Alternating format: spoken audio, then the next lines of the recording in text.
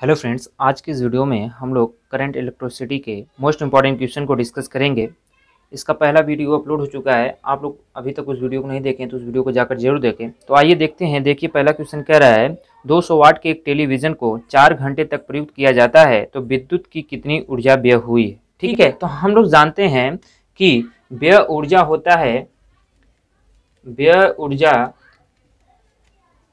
Unit में। ठीक है, व्यय ऊर्जा होता है का फार्मूला जो होता है वाट इंटू घंटा अपान 1000, 1000। ठीक है, तो देखिए अब हमें दिया क्या गया है 200 वाट। ठीक है, 200 वाट हम लोग रख देते हैं और जो है घंटा है 4 घंटा। ठीक है, अपान हम लोग 1000 कर देंगे। तो यहाँ से इसको 0 0 कैंसिल करेंगे, 2 पच्चे 10 यानी कि 4/5 इक्वल टू 0.8। ठीक है, तो जो हम लोग का आंसर आ जाएगा कितना आ जाएगा 0.8। ठीक है, तो हम लोग का ऑप्शन कौन सा सही है, सी पार्ट। देखिए हम लोग नेक्स्ट क्वेश्चन की बात करेंगे। देखिए कह रहा है दो असमान प्रतिरोध समांतर क्रम में जुड़े हैं तो इनके लिए कौन सी बात ठीक है। ऑप्शन है पहला है दोनों में धारा समान है, बी है बड़े प्रतिरोध में धारा अधिक है, सी है दोनों में वोल्टता पतन समान है, डी है छोटे प्रतिरोध में वोल्टता पतन कम है। ठीक है, तो हम लोग जानते हैं, मैं आप लोगों को पिछली वीडियो में बताया था कि यदि कोई भी प्रतिरोध है या दो असमान प्रतिरोध हैं, अगर उसे हम लोग समांतर क्रम में जोड़ते हैं तो और या श्रेणी क्रम में जब जोड़ा जाता है तो क्या होता है। ठीक है, तो उसमें अगर हम लोग श्रेणी क्रम में जोड़ते हैं तो जो धारा होती है वो क्या होती है, समान होती है। अगर यहाँ पे श्रेणी क्रम पूछता तो हम लोग का पहला ऑप्शन क्या हो जाता, सही हो जाता। लेकिन यहाँ पे पूछा गया है कि प्रतिरोध समांतर क्रम में जुड़े हैं, अगर समांतर क्रम में जुड़े हैं तो दोनों में वोल्टता का पतन जो होगा वो क्या होगा, समान होगा। मैं बता दूं, जैसे आपका यहाँ पे पॉइंट ए है और ए प्रतिरोध है, ए यहाँ पे ऐसे अगर है प्रतिरोध जुड़ा हुआ है तो ये कैसा होता है, समांतर क्रम में होता है। दोनों प्रतिरोध जो हैं एक दूसरे क्या होंगे, समांतर क्रम में होंगे। ठीक है, तो हम लोग का ऑप्शन कौन सा सही हो जाएगा, सी। क्वेश्चन की बात करेंगे। जो क्वेश्चन कह रहा है क्या है 40 ओम प्रतिरोध वाले धात्विक तार को खींचकर उसकी लंबाई दोगुनी कर देते हैं तो उसका नया प्रतिरोध होगा। ठीक है, तो देखिए इस क्वेश्चन को लगाने से पहले हम लोग एक बात और जान लेते हैं। देखिए क्या है वो बात, कि कह रहा है कि एक तार का प्रतिरोध R ओम है, यदि तार को खींचकर इसकी लंबाई प्रारंभिक लंबाई की n गुनी कर दें तो तार का नया प्रतिरोध क्या होगा। ठीक है, तो अगर हम लोग इसको समझ लेते हैं तो हम लोग का क्वेश्चन जो है आसानी से लग जाएगा। ठीक है, तो देखिए पहले हम लोग देखिए कह रहा है कि तार का जो प्रतिरोध है कितना था, R है। तो तार का प्रतिरोध है कितना है, तार का प्रतिरोध R है। ठीक है, और प्रारंभिक लंबाई क्या है, मान लेते हैं L है। ठीक है, और जो है कि इसमें जो एरिया होगा यानी कि क्षेत्रफल जो होगा पहले A रहा होगा।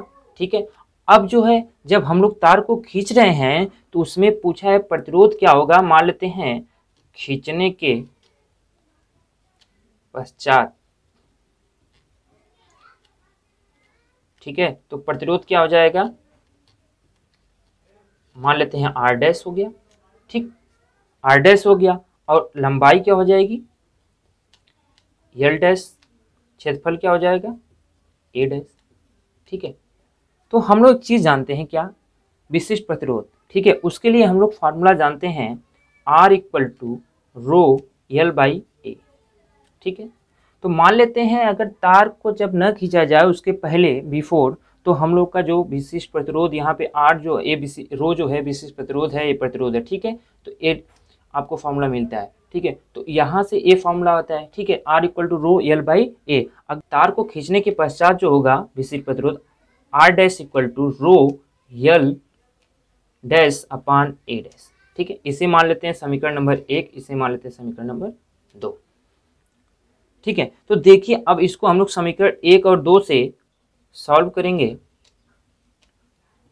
तो हम लोग को पूछा क्या है, R डैश यानी कि खींचने के पश्चात जो प्रतिरोध होगा वो क्या होगा। ठीक है, तो यहाँ से हम लोग इसको अगर डिवाइड कर देते हैं R dash equal to R dash upon R equal to rho cancel हो जाएगा, तो यहाँ से कितना जाएगा L dash upon A dash into A upon L dash upon L लिख सकते हैं into A upon A dash लिख सकते हैं। ठीक है, ठीक है। तो यहाँ पे n गुना कर दिया जाता है तो n हो जाएगा इंटू n हो जाएगा, ठीक है। तो इक्वल टू क्या आ जाएगा, n स्क्वायर आ जाएगा, ठीक है। n स्क्वायर हो जाएगा, यहाँ पे r डैश है और r जो है इधर चला जाएगा, तो r क्या जाएगा, r dash equal to n square r, ठीक है। तो ये फार्मूला हम लोग को क्या होता है, मिलता है कि यदि पूछा जाए कि तार का जो प्रतिरोध है r ओम है, यदि तार को खींच कर इसकी लंबाई प्रारंभिक लंबाई की n गुनी कर दी जाए तो नया प्रतिरोध क्या होता है, तो हम लोग जो r प्रतिरोध दिया रहता है और जितना गुना किया जाता है उसका वर्ग कर देंगे, उससे मल्टीप्लाई कर देंगे तो हम लोग का आंसर आ जाएगा, ठीक है। तो आइए उस क्वेश्चन को देखते हैं जो मैं आप लोगों को पिछला बताया हूँ।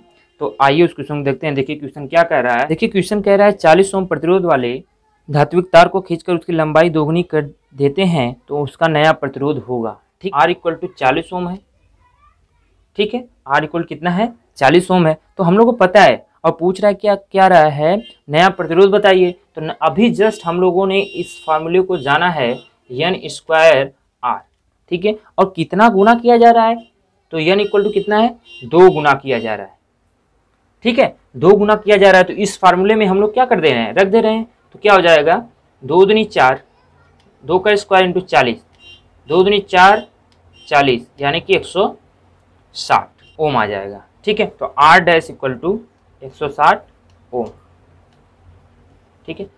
देखिए हम लोग नेक्स्ट क्वेश्चन की बात करेंगे। क्वेश्चन क्या कह रहा है, क्वेश्चन है कि दिए गए चित्र में किसी परिपथ के भाग में धारा दर्शाई गई है तो धारा I का मान ज्ञात कीजिए, ठीक है। हम लोग के ऑप्शन है दिए गए हैं 1.7 एम्पियर, दूसरा है 3.7 एम्पियर, तीसरा है 1.3 एम्पियर, चौथा है 1 एम्पियर, ठीक है। तो देखिए अब हम लोग इस क्वेश्चन को सॉल्व करेंगे कैसे। देखिए ये जो चित्र है, ठीक है, और यहाँ पे जो I है इसका हम लोग का वैल्यू पूछा है, ठीक है।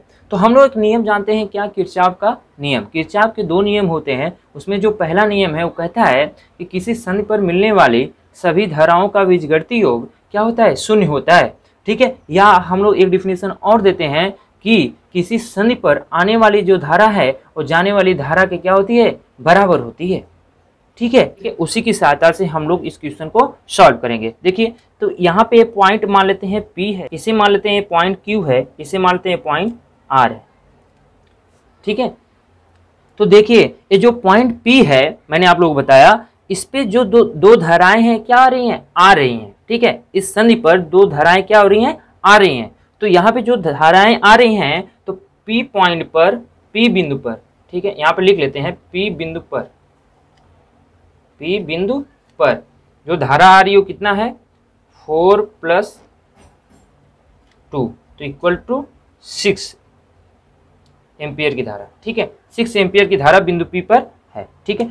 अब जो है ये जो धाराएं जा रही हैं Q पे, ठीक है। तो यहाँ पे जो धारा जाएगी वो कितना, देखिए अब ये फिगर आप लोग का बनेगा, ठीक है। यहाँ पे ऐसे ऐसे ऐसे, ठीक है। अब यहाँ जो जा रहा है धारा कितना है, 6 एम्पियर और यहाँ पे 1 एम्पियर, ठीक है। और यहाँ पे 1.3 एम्पियर और यहाँ पे I एम्पियर, ठीक है। अब जो पॉइंट Q है इस पे जो धारा जा रही है 6 एम्पियर की और यहाँ से दूर जा रही है, मतलब बाहर जा रही है धारा कितनी, 1 एम्पियर की। तो हम लोग क्या करेंगे, देखिए Q बिंदु के लिए यानी कि Q पॉइंट के लिए, Q पॉइंट पर जो धारा है 6 एम्पियर की आ रही है, इसे पॉजिटिव मान रहे हैं, इस बिंदु पर जा रही है और इस बिंदु से दूर जा रही है क्या, कितना एम्पियर, -1 एम्पियर। जो देखिए मैंने आप लोग क्या बताया डेफिनेशन में कि किसी संधि पर आने वाली जो धारा है जाने वाली धारा के क्या होगी, बराबर होगी। तो जाने वाली धारा इधर आएगा कितना हो जाएगा, माइनस में आ जाएगा, ठीक है। तो यहाँ पे एक धारा इस बिंदु पे आ रही है और इस बिंदु से एक धारा जा रही है 1 एम्पियर की धारा।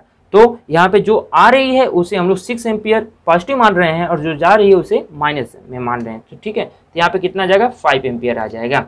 और अब हम लोग R बिंदु पर अगर कहें, किस पर कहें, R बिंदु पर कहें, तो इसके लिए हम लोग का जो फिगर है वो हो जाएगा, क्या हो जाएगा, देखिए अब यहाँ पे जो आ रहा है 5 एम्पियर और यहाँ से 1.3 एम्पियर, ठीक है, 5 एम्पियर और यहाँ पे I है, ठीक है। और देखिए अब देखिए जो पॉइंट R है इस पे जो धारा आ रही है कितने की, 5 एम्पियर की, और जा कितनी रही है, 1.3 एम्पियर की।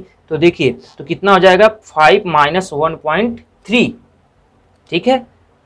तो निकालें कितना आ जाएगा, 3.7 एम्पियर आ जाएगा, ठीक है। तो ये जो आई की वैल्यू है, आई एम्पियर नहीं, इसका जो मान आ जाएगा वो कितना जाएगा 3.7 एम्पियर। जो यहाँ पे आर है, आर पॉइंट है, इस पे जो धारा इधर जा रही है वो कितना हो जाएगा 3.7 एम्पियर।